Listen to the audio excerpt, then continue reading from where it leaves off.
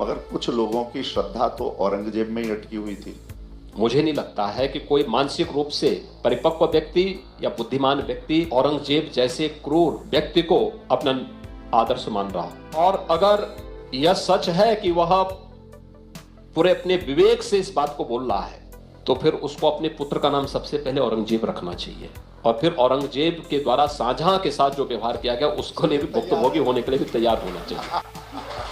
अगर किसी को औरंगजेब पसंद है तो रखें, बहुत शान से अपने परिवार के लोगों का नाम, अपने बच्चों का नाम रखें। मैं उनको मुबारकबाद दूंगा, इसके बारे में बधाई दे दूंगा उनको कि तुमने अच्छा किया, अब इसका परिणाम भी भुगत लो। जो भारत का खा रहे हैं इनको अपने डीएनए को जांच करके तब बोलना चाहिए। महाराज जी के लिए अब ये महाकुंभ की महासीख क्या है और आगे का इससे हम क्या लेकर जाए? देखिए, इस बार हमने बजट के लिए मथुरा वृंदावन के लिए पैसा दिया, पर्याप्त पैसा दिया। तो आज का यह वीडियो काफी स्पेशल होने वाला है, जब सीएम योगी पंचजन के महाकुंभ मंथन में हर सवालों को जवाब बेबाकी से देते हुए नजर आए और हर सवाल पर खुलकर अपनी बात रखी। इस बीच उन्होंने यह स्पष्ट कर दिया कि काशी अयोध्या के बाद अगली बारी श्री कृष्ण जन्मभूमि मथुरा की है। आगे उन्होंने दो टूक जवाब देते हुए कहा कि हमने मथुरा के लिए भी बजट तैयार कर रखा है और जब अवसर मिले तो चूकना नहीं चाहिए। तो वहीं उन्होंने विदेशी आक्रांताओं की महिमा मंडन करने वालों को भी आड़े हाथों लिया और डीएनए की जाँच कराने तक की बात कहते दिखे। साथ ही सीएम योगी ने संभल पर बात करते हुए संभल को एक बड़ा तीर्थ स्थल बताते हुए नजर आए। इस बीच उन्होंने औरंगजेब प्रेमियों को भी बड़ा संदेश देते हुए दिखे। तो आज का वीडियो काफी इंटरेस्टिंग होने वाला है, रिक्वेस्ट है वीडियो को पूरा जरूर देखिएगा। देश और दुनिया जिस महाकुंभ के साथ जुड़ करके अपने पूर्वजों की परंपरा के साथ जुड़ने के लिए आती है, पुण्य का भागीदार बनने के लिए आती है, उस पावन सिटी में पिछली सरकारें माफिया के हवाले उस पावन सिटी को करके, उस शहर को करते हुए एक माफिया राज पैरेलल वहां पे संचालित कर रही थी। प्रयागराज में ये माफिया हावी थे। कौन पाले थे इन माफियाओं को? ये लोग कोई भी कार्य नहीं होने देते थे, इसलिए वहां का विकास ठप पड़ा हुआ था। कोई सोचता ही नहीं था कि दुनिया का पहला गुरुकुल देने वाले महर्षि भारद्वाज की पावन नगरी अंधकार में डूबी हुई है, अव्यवस्था की शिकार है, अराजकता की शिकार है।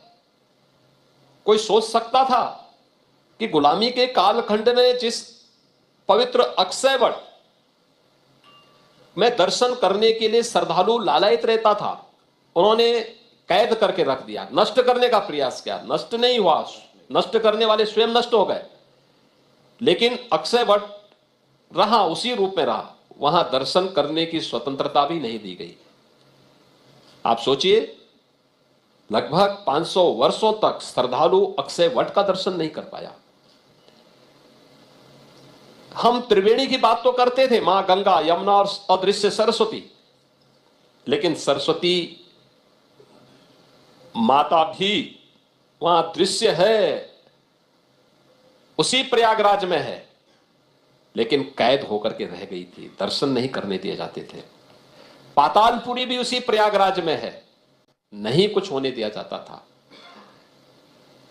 श्रृंगेरपुर धाम भी उसी प्रयागराज में है, भगवान राम और निषाद राज की मैत्री का धाम, जहां पे मां गंगा को पार किया था भगवान राम ने। वहां पर भी लैंड जिहाद के माध्यम से इस पौराणिक स्थली को भी कब्जा करवा दिया गया था। ये पिछली सरकारें करवा रही थी। द्वादश माधव पे अवैध कब्जे हो गए थे। भगवान वेणी माधव प्रयागराज के इष्ट देव हैं। नागवासुकी की चर्चा जन्मेजय यज्ञ के दौरान भी होती है। प्रयागराज से भी उनका संबंध रहा है, लेकिन नागवासुकी का स्थल भी पूरा कब्जे के दायरे में आ गया था। यह हमारा सौभाग्य है, महाकुंभ के बहाने हमने प्रयागराज सिटी की भी कायाकल्प की, प्रयागराज को माफिया मुक्त भी किया, प्रयागराज सिटी को हम लोगों ने पूरी तरह कायाकल्प करने का काम भी किया। एक तरफ आस्था के साथ व्यवस्था का एक संगम था। कुछ लोग कहते हैं कि भाजपा जब होगी तो विकास नहीं होगा, प्रबंधन नहीं होगा, प्रशासन नहीं होगा, हिंदू मुस्लिम नहीं होगा। फिर यहाँ पर दूसरी बात जुड़ती है। आपने कहा कि श्रद्धावान लभते ज्ञानम, मगर कुछ लोगों की श्रद्धा तो औरंगजेब में ही अटकी हुई थी। नाम तैमूर रखेंगे, इसी पे अड़े हुए थे। उस श्रद्धा का क्या करेंगे जो व्यवस्था में आने को तैयार नहीं होती है? देखिए, प्रयागराज या जब हम भारत की आस्था की बात करते हैं तो हमें याद रखना चाहिए कि भारत की आस्था के साथ जो भी खिलवाड़ किया तो उसको अंततः डूबना ही पड़ा है। उसके लिए इस धरातल पर कोई जगह नहीं रही है और बड़ी दुर्गति हुई है, क्योंकि भारत की सनातन धर्म की परंपरा तो इस साक्षात जगत नियंता की स्मृतियां भी हैं प्रयागराज के साथ। ये साक्षात जगत नियंता की सृष्टि है, उसके द्वारा संचालित सांस्कृतिक विरासत है। प्रयागराज की आप बात करते हैं या इस आयोजन की बात करते हैं तो संस्कृति भी समृद्धि का आधार बन सकती है। यह हमने दिया, प्रयागराज ने दिया है, काशी ने दिया है, अयोध्या ने दिया है। जहां तक दृष्टि है उन लोगों की जो भारत की सनातन धर्म की परंपरा पर, भारत के इस सनातन संस्कृति पर विश्वास न करके इसके विरुद्ध षड्यंत्र करने वाले लोगों को महिमामंडन करने का प्रयास कर रहे हैं, तो उन लोगों को उसकी दुर्गति भी देखनी चाहिए। मुझे नहीं लगता है कि कोई व्यक्ति बहुत शुद्ध भाव के साथ इस बात को कह रहा हो। देखिए, मानसिक रूप से विकृत कोई व्यक्ति ही औरंगजेब को अपना आदर्श बना सकता है। मुझे नहीं लगता है कि कोई मानसिक रूप से परिपक्व व्यक्ति या बुद्धिमान व्यक्ति औरंगजेब जैसे क्रूर व्यक्ति को अपना आदर्श मान रहा। और अगर यह सच है कि वह पूरे अपने विवेक से इस बात को बोल रहा है, तो फिर उसको अपने पुत्र का नाम सबसे पहले औरंगजेब रखना चाहिए और फिर औरंगजेब के द्वारा शाहजहां के साथ जो व्यवहार किया गया उसको लिए भी भुक्तभोगी होने के लिए भी तैयार होना चाहिए, उसके लिए तैयार रहना चाहिए। मुझे लगता है कि औरंगजेब के बारे में किसी और से क्यों बुलवाना चाहते हैं? शाहजहां स्वयं लिखता है, अगर किसी को औरंगजेब पसंद है तो रखें, बहुत शान से अपने परिवार के लोगों का नाम, अपने बच्चों का नाम रखें। मैं उनको उनको मुबारकबाद दूंगा, इसके बारे में बधाई दे दूंगा उनको कि तुमने अच्छा किया, अब इसका परिणाम भी भुगत लो। बहुत महत्वपूर्ण बयान है। इंडोनेशिया दुनिया में सर्वाधिक मुसलमान रहता है।